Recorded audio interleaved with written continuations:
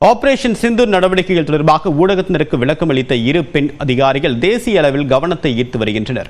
யார் இவர்கள்? விளக்குகிறது இந்த தொகுப்பு.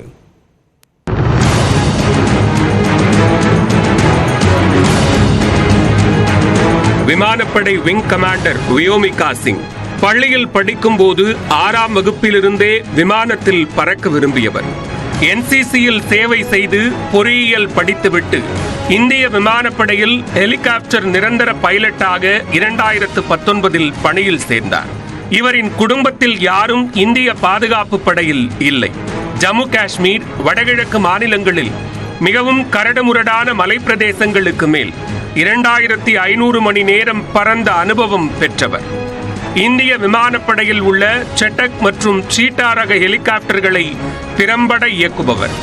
கடந்த 2020 நவம்பரில் அருணாச்சல பிரதேசத்தில் பனிபடர்ந்த உயரமான இடங்களில் சிக்கியவர்களை மீட்கும் பணியில் சாதுரியமாக செயல்பட்டவர் வியோமிகா.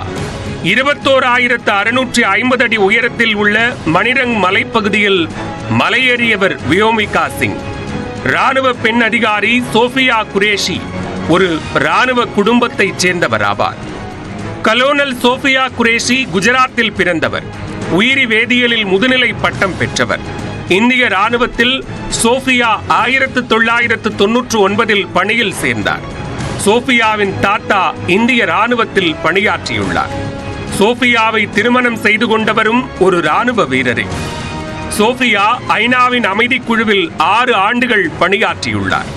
கடந்த 2006 காங்கோவில் அமைதியை நிலைநாட்ட அனுப்பப்பட்ட குழுவில் இடம் பிடித்தார் சோஃபியா. 2016 ஆண்டு 18 நாடுகள் பங்கேற்ற எக்ஸசைஸ் ஃபோர்ஸ் 18 அணிவகுப்பு ஒத்திகையில் இந்திய ராணுவத்தை வழிநடத்தியவர் சோஃபியா. அந்த ஒத்திகையில் இந்திய அணியை வழிநடத்திய ஒரே மற்றும் முதல் பெண் அதிகாரி சோஃபியா தான். இந்திய ராணுவ குழுவினருக்கு பன்னாட்டு போர் பயிற்சி அளித்த முதல் பெண் அதிகாரி சோஃபியா. காப்ஸ் ஆஃப் சிக்னல்ஸ் பிரிவில் சோஃபியா தற்போது அதிகாரியாக இருக்கிறார்.